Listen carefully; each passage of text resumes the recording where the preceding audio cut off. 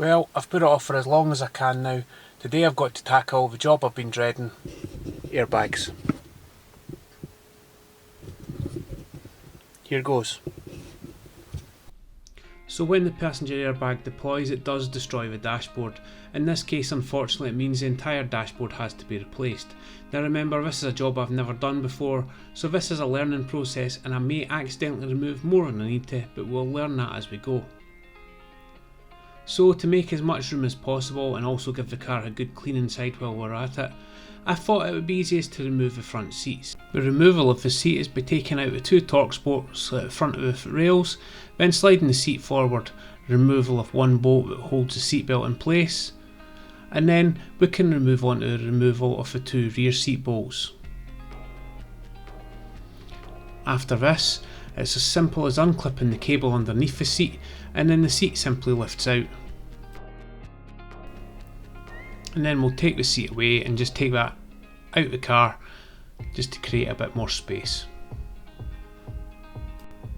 The condition of the seat itself seems fine, there doesn't appear to be any damage, however the seatbelt pretensioner is deployed, so we will address that a bit later on.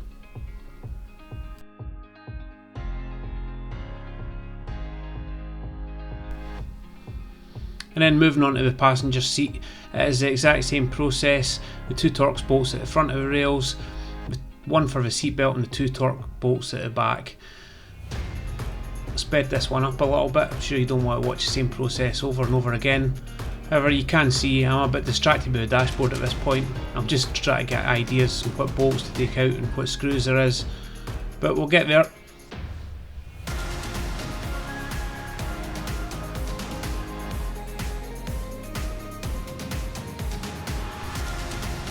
Quick look round inside the car, you can see all sorts of crumbs and mess under the seats, absolutely disgusting. Over the passenger side's the worst, there is a jelly baby and I think there is a bit of chicken tikka. So it's in with the hoover at this point and a stiff brush to try and get any last debris out of the carpet. That'll make it a much more pleasant place to work going forward, and also it'll just make the car a bit better. When I do like to keep my cars as clean as possible, so I don't see any reason why these projects should be any different. As you'll see over these videos, I take every opportunity to clean parts before I do put them back on. Doing this also makes it a bit nicer to work in. I'm going to be crawling about in here while removing the dashboard, so the last thing I want to do is crawl about in other people's mess.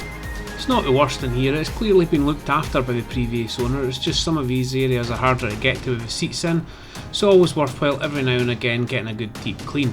Also, my cars I generally don't tend to eat in them.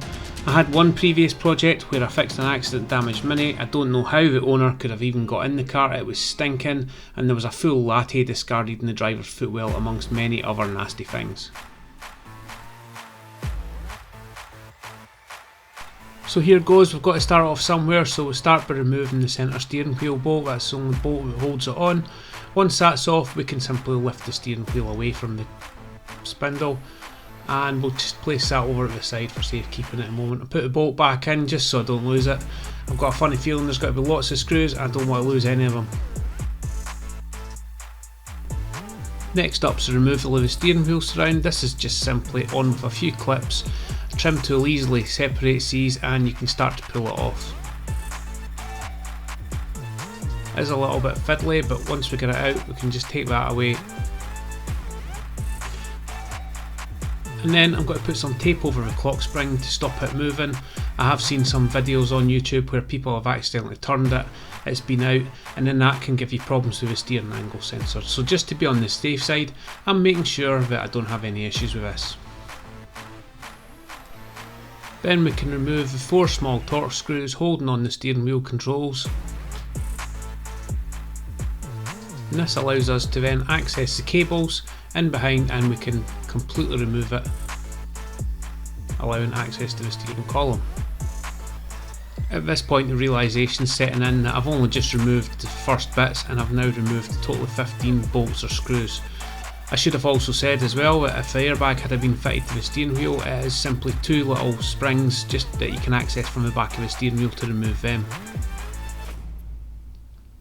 A couple more torque screws allows me to remove the speedo dials. and I'll take them and put them in the back of the car for safekeeping. Now at this point it really is trial and error, and a lot of the screws are not visible or are hidden behind little removable flaps and panels. Obviously, aesthetically it is a lot better looking, it just makes it more difficult to find them.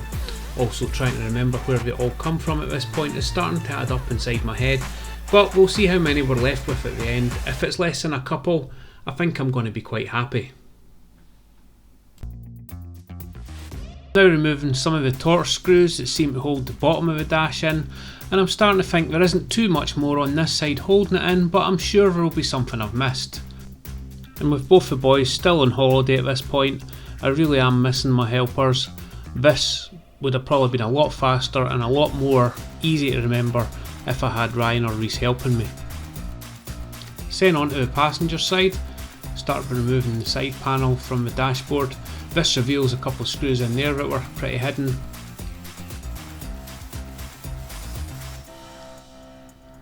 Then remove the silver panel from the front of the dash. This reveals another couple of screws that are holding the glove box in. Once I remove them, I can easily remove the glove box, and this reveals some more screws up in behind the dashboard holding it on. At this point I should add that it is also easier if you do have the replacement dashboard sitting outside the car. You can reference it and see where there is actually screw holes. It does help in the removal of the dashboard. And just like that, out comes the glove box. Removal of the glove box wires for the lights and the switch.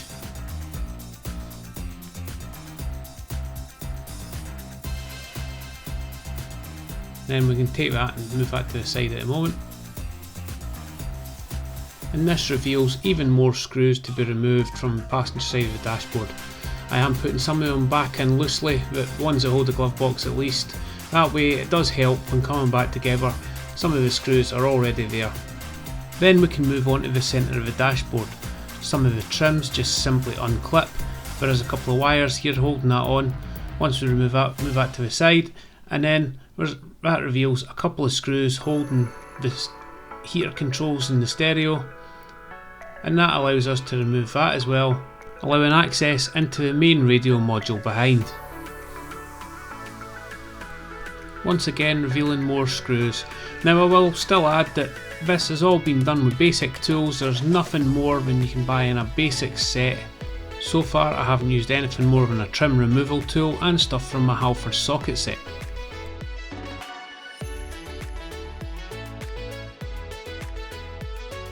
Once the radio module's removed, there's several wires to unplug from the back.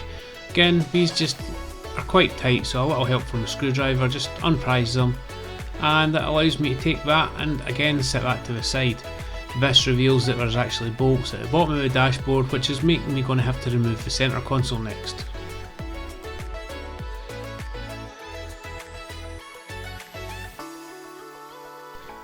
And then two further screws up the top here. This allows you to remove the iDrive screen. Again, unplugging it and putting that to the side as well. For the removal of the centre console, it's as easy as just actually taking the trim from the top, just unprise and remove the iDrive controller. You can also then do the same with the gear stick lever. That then allows you to get access to many more bolts that are holding it in. There's bolts pretty much all the way from the front all the way to the back of the centre console. At this point I should also point out that the aftermarket LED lights that have been put into the dashboard, I found the source of where they were wired into. They were wired into the auxiliary socket underneath the dash. These are all coming out. There is a lot of wire in there and they've just been put in with speed clips. It's not been a very professional installation, but they're going. I don't like them. They need to come out.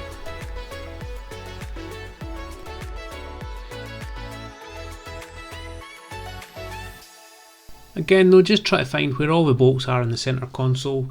Sometimes just wiggling the centre console finds out where it's more solid and points you in the right direction of where to look for next. Removal of the rear trim was a bit tricky. The car's quite tight in the back, so put the seat back up for a second. Unfortunately this blocked the camera, but it then showed two 10mm bolts at the back of the centre console that was holding it firmly to the tunnel in the car. So while we're removing the last of the centre console, I thought I would just run through how I sourced the replacement airbags and seat tensioners, and once again I turned to eBay. Now, after watching other videos online, I found that you could get what was advertised as an airbag kit. This consisted of dash, airbags and seatbelt tensioners. However, at the time most of them seemed to be between £500 to £1000 depending on where in the country it was. I decided to look at individual parts and found a complete dashboard with passenger airbag for £89.95. I was a bit sceptical of this as it was much cheaper than others, but thought it was worth a go.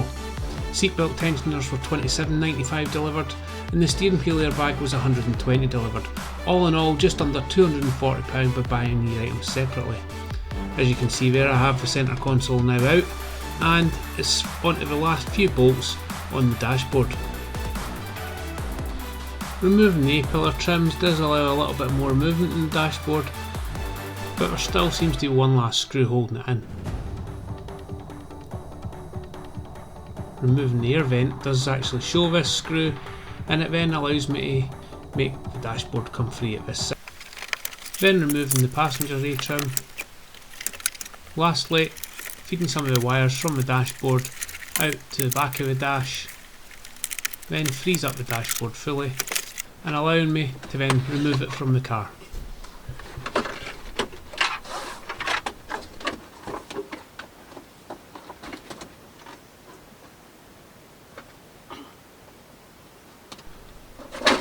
Off camera, compare the dashboards and make sure they're all the same, and thankfully they are, and the dashboard that I got for cheap works out well in the end, and we'll start putting it back in now.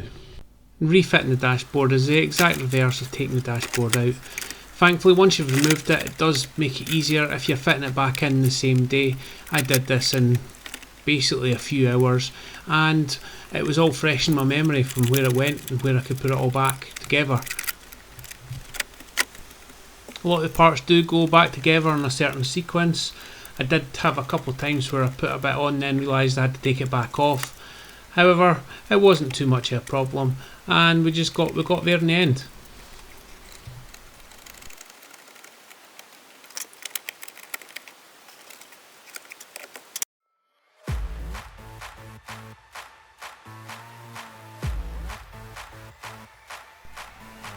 Just taking each individual piece, cleaning parts as we go back on. There was some marks on them, some of the centre console did have coffee stains, but overall just a little clean and it goes back together nicely. And once again we will speed the video up, get this dashboard back together a bit quicker. I'm sure you don't want to watch every single screw going back in again. Personally, I actually found this one of the nicer jobs to do. It's not as oily as some of the mechanical jobs and it has been quite pleasant doing it. It's been a lovely day outside as well, so that makes half the battle. Also, as we're going back together here, just giving another little clean, just any little bits I've knocked out while changing the dashboard, cleaning that up as we go along.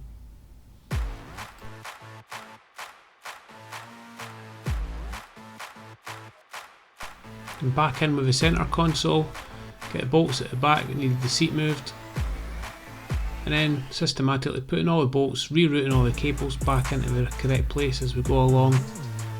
And once that's back in, we can start putting the iDrive control, the gear stick cover, everything all back on as well.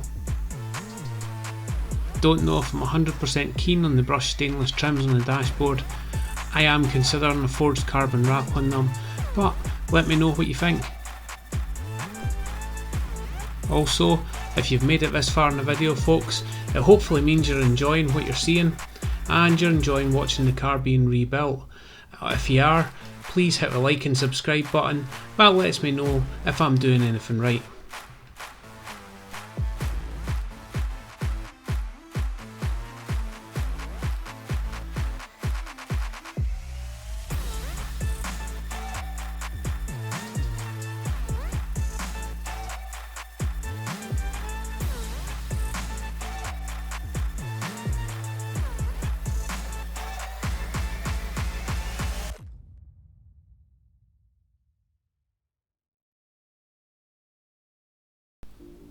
Dashboard's really starting to come together now. Just getting the centre console stuff back in, getting the stereo back in, getting the fascia controls back on. and it's starting to look like a car again. I really am relieved and pleased at the progress we're making here. It's not as bad as I thought it was going to be. I'm so glad I've tackled it in one day. I wouldn't like to sleep on it and come back to it the next day. It really is key to have this fresh in your mind when you're doing it. If not, take a lot of pictures. Can't stress that enough.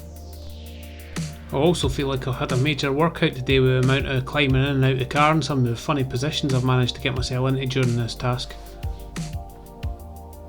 This is where a couple of people doing the job would make it much easier, but all in all, I think the task has actually took me less than 3 hours from start to finish if you don't count the times I've out looking at different things. I'm relatively happy with that.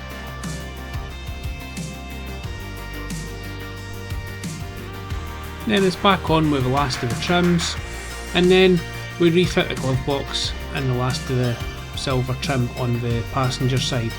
Once that's done, the dashboard is then complete. I think at this point it's time to treat myself a well-earned cup of tea.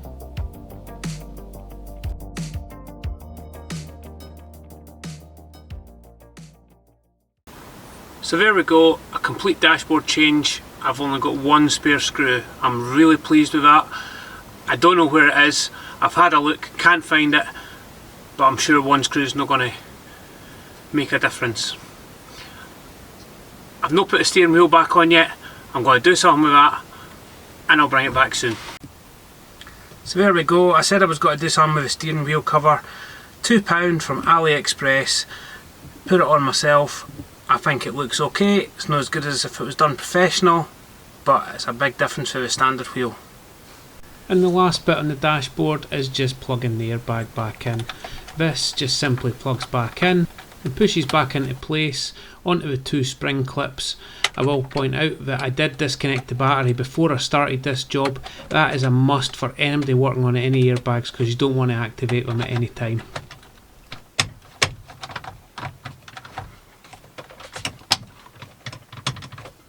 Then it's onto the seats. I'm only going to show the driver's seat here. First off, start by cleaning it. I got some Gion, I think you could pronounce it, leather cleaner from mycarcleaning.co.uk. I've been buying all my products from there lately. I find it an easy place to get high quality products at decent prices. And this product doesn't disappoint. It really has gave the seats a nice matte finish. I'm not into shiny leather. It basically has brought it back to looking how it came from the factory. Once the seat's cleaned, I then move on to the airbag tensioner. Swapping the airbag tensioner was simply a case of removing one Torx bolt for the side and then removing the 2 wires from the pin and the multi-connector underneath. Now I will point out that my new airbag tensioners came, when I looked at the plug, the wires were actually round the opposite way. The 2 colours were in the different slots, so I sat and I changed them back to how it should have been. I'm not sure it would have made any difference, but I wanted to make sure it was right, and making it the same as it was when it came out, in my opinion, was the only way to get it right. Then it was a case of bolting the pretensioner back onto the side of the seat.